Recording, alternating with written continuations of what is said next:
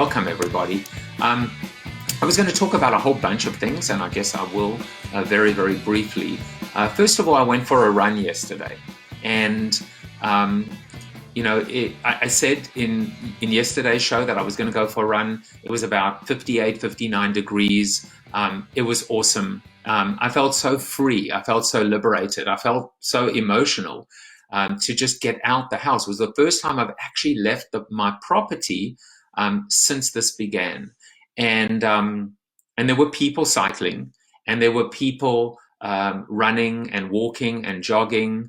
And these were my reflections. Number one, lots of people sitting on their, doorsteps. I live in Westport, Connecticut, so a door is not on top of the road.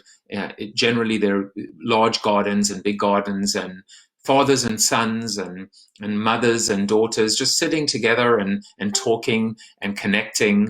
And it was quite beautiful and special. And it was weird as well for me. I didn't touch my face. I was very mindful not to touch my face. This might sound a little gross, but it's, when runners are running, they tend to spit.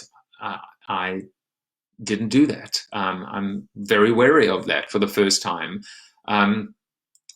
The zigzagging the whole time to avoid people, the social distancing while people are running, a kid coming towards me on a bicycle, there was a certain degree of anxiety. Suddenly I was thinking about other things that I wouldn't normally have thought about in a run. And at one point there was, I guess, a woman walking with her elderly mother, and they were walking away from me. And there was a guy walking towards me, and I suddenly had to think about how I was going to navigate. And so I ended up zigzagging to the right and then to the left and to the right, and I was communicating with him, and we were basically talking to each other like in almost sign language to like determine, you go first, no, I'll go, etc. Very, very weird, and also very civil. There was a different kind of, hi, how's it going? How are you? There was almost this implicit, I hope you're okay. I hope you're safe. It was a very weird experience. And then I had another moment as well, which I wanted to share with you. I thought to myself, what would happen if I was to fall? What would happen if I was to trip, if I was to twist my ankle or sprain my ankle? Who would come to my rescue? Who would help me? If somebody was there looking at it, the typical response would be to run towards me and try and help. It was just a scary feeling. I felt like I was in a science fiction movie or a horror movie. I felt like it was like Bird Box, where you were out living your life, but there were these weird conditions, this virus that was around me, and I was kind of in a bubble as long as I didn't fall or twist my ankle or touch something or have someone touch me, etc. And anyway, I made it. I ran 3.5 miles. I felt good about it. Today the weather has turned. It's not as warm. It's raining, and I just took advantage. And this has been a constant message, right? This has been a constant thought for us to continue to appreciate what we have, whether it's the blue sky, whether it's warm weather, whether it's each other, whether it's the ability to sit with our children outside the front door and be able to do that. So I just wanted to share that thought with you.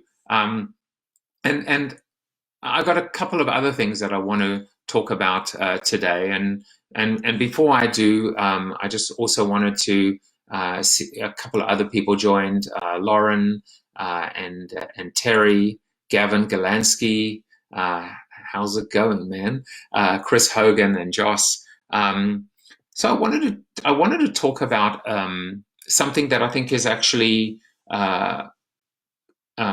quite serious, and I'll say with full disclosure that I think it's important for us to emote right now. I think it's important for us to be angry if we want to be angry. And I want to talk a lot over the next few weeks. Hopefully it's not few months, but if it is, then I'll have time to talk about it, and maybe you'll have time to listen, about leadership. and about accountability. And the one thing I'm going to say to you is, if and when, and I will criticize our leaders and the current administration, and yes, President Trump, I want you to hold me accountable, which is when the next administration comes in, whomever that administration may be, whichever party that may represent, you hold me accountable. You quote me if you need to quote me. You call me out if I'm a hypocrite.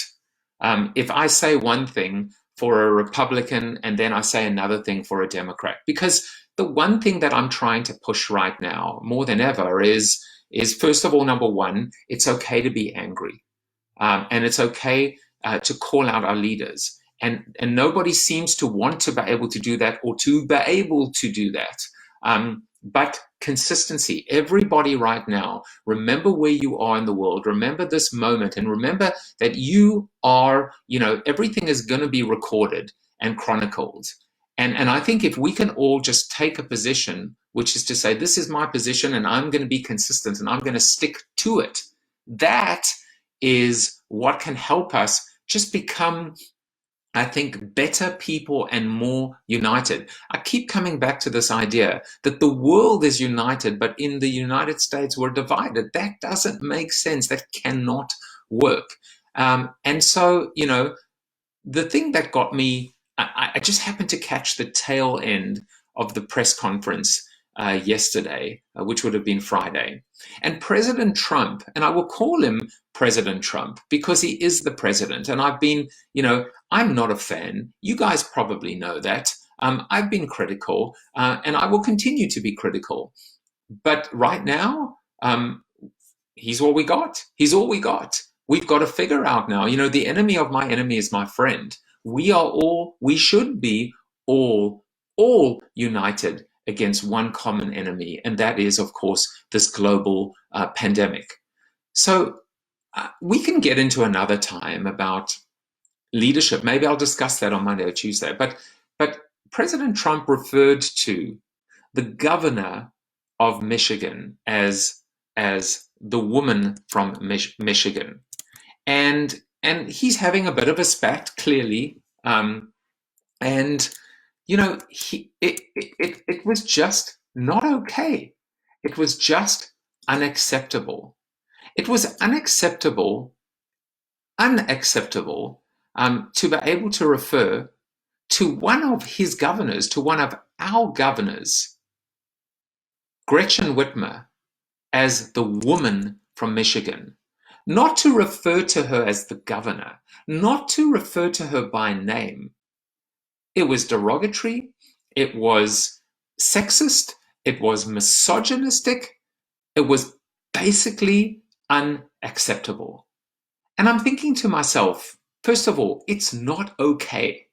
It's not okay. It's never okay. We've made such strides, as a people, as a culture, as a nation, to recognize inequalities and disconnects, and the ability to treat everyone equally and respect them equally. And that sets us back. It doesn't just set back the Me Too movement. We're all fighting the same fight right now. And if you're not a woman, then you might be African American, or you might be Jewish, or there might be something about you, or you might be physically handicapped. There might be something about you where you are fighting for your moment, for equality, at the very minimum, equality. And you know what? I believe it doesn't matter. It doesn't matter if Democrats or liberals are up in arms about it, because we are. What we need are for Republicans to be up in arms about it. What we need is for the journalists that are sitting in the press corps to actually stand up and walk out. What we need them to be able to do is to stand up and say, that, sir, was unacceptable. That's not okay. You need to apologize, and you need to apologize right now. That's what we need. That is a different level of civility and activism. And we need it now more than ever. Because I don't feel like it should be coming from us. I don't feel like, why should it be coming from the people that are sitting at home right now, that are scared, that are anxious? Why should we have to take the higher road? And we should, because why wouldn't we? Why couldn't we? We must. But at the same time, we need to see everybody joining us. Citizens can stand up, and we can be counted. And yes, of course, everybody will determine what happens in November. This is not the point. This is a point about the fact that we need to see leadership, and we need to be inspired by our leadership. We need to be inspired by our president and everybody else talking to us on stage. I just wish, and I pray, and I hope that someone is going to stand up and actually say, no more. Someone. Who's it going to be? Who is it going to be? And I think, that the press actually has a huge role, because everything's changing. Newspapers are changing. Magazines are changing. Newspapers may be going out of business. Journalists right now have been completely disintermediated. How are we going to pay for our journalists? How are we going to support them? How are we going to compensate them if there's no advertising dollars? I'm a media guy. I'm a marketing guy. You know this. Most of you know this about me. So you know that this is the world that I understand. But I fear for journalism. But journalism also has to change and has to evolve. And maybe, just maybe, the way to do that is to be able to become an activist. Not to be bullied. Not allow oneself to be bullied. But every single journalist has to join hands, has to unite. If you offend my brother, you offend me. If you insult a fellow journalist, regardless of their publication or their political affiliations, you insult me too. And if we can, in fact, draw a line in the sand and call out our leaders, then that might be a way that behavior can change, and that behavior, that bad behavior, can stop, not to be enabled anymore. Derek Maraban is a colleague of mine and a friend of mine from the industry. In fact, I think I spoke at one of his events a long time ago in Detroit. And he wrote this on his Facebook page. He said, "You must read it with sarcasm. Oh dear Mr. President Trump, you're such a great leader with such foresight to block travel from China. And you are so generous and helpful and have been amazing at beating coronavirus. Thank you for your leadership and guidance. I cannot show my gratitude enough for how incredible a leader you are. Now, could you please send some PPE and ventilators to our state? Yes, I'm from Michigan. And yes, we have a young woman governor. Thank you, sir. I'm so grateful for you, dear leader." Well, what is he referring to? He's referring to the fact that in the same press conference, President Trump was basically saying if he doesn't get gratitude and appreciation from his governors, he's not going to return their call or answer them. And so interestingly enough, amidst all of this comes an article that actually demonstrates, and this is crazy. I'll read you the headline. After Trump attacks Whitmer, she says vendors aren't sending desperately needed coronavirus supplies. Is that true? Could that be true? That after actually publicly coming out and calling her out and having a spat, a ridiculous, superficial, childish, immature, juvenile argument with her, that she's not getting the ventilators that she needs? People are dying. People are dying. Derek wrote that he lives in Michigan. It's happening to him. She is his governor, like he, President Trump, is his president. Does it matter whether we're a woman or a man? Whether we're a Republican or Democrat? Of course it doesn't. What are we doing here? What the hell are we doing here? I just saw today now that Trump is considering quarantining the tri-state area. Well, guess what? We kind of did that 2 weeks ago with shelter in place. But last week, the most insane thing happened.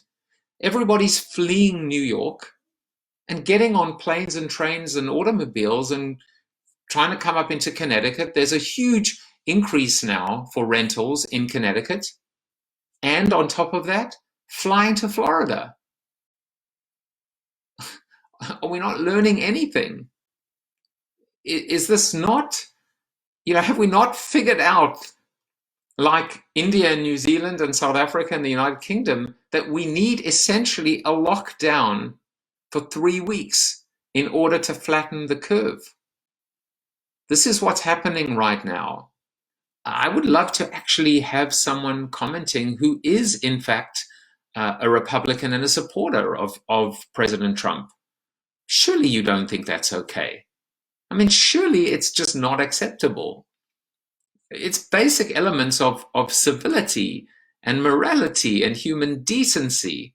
And that's what we need now more than ever. We need kindness and generosity. We need to be able to be one nation and one people. How hard is that? I'm spending a lot of time now thinking about this. For those of you that haven't subscribed to my newsletter, you can do that if you like. You can just go to josephjaffe.com and subscribe. I've got a really interesting article coming out on Monday morning, which I will talk about on the show. A really interesting one. It's a really interesting angle, I think, an original angle, an angle, just not to tease it too much, but that basically demonstrates how we can build a bridge and reconcile saving lives and saving the economy. I think I know how to do that. I'm not afraid to put it out there, and there are a couple of pretty controversial ideas in that article as well. If we take the collective brain power of us, right, of the human race, we can beat this virus on so many levels. Physically, mentally, emotionally, spiritually, economically, psychologically. We can do all of this if we actually try. But we can't. Every time we just feel a bit of hope and a little bit of optimism, then just being knocked back because of ridiculousness, because of partisan politics, because of the fact that our leader is not demonstrating the qualities that we need, not just from a president, but from a human being. And that's why I'm saying, if you are a Republican, call me out if you think that I'm disingenuous. Call me out if it helps. But I want to know if you actually find that behavior acceptable. And there's something actually, like while I was showering this morning, because so many thoughts flood into my mind when I'm showering, is I was thinking, well, what would I have said during the Obama years? I probably would have said the same thing that a lot of Republicans said. I'm being honest. I would prefer him not to say that, or I wouldn't have said that if I was the president. Well, that's too weak. That's too weak. Not I would have preferred him not to attack. No, that was just unacceptable. That was bullshit. That was just not okay. Why should that not be liberating? Why should that not be cathartic? Just to say, he makes a couple of mistakes. Obama was pretty arrogant at the best of times. So why were we afraid to say that? Why were we afraid not to be able to knock a human being who is flawed and makes mistakes? And if absolute power corrupts absolutely, then there is no one worse equipped to deal with power than someone who has so much power. So just think about that for a second.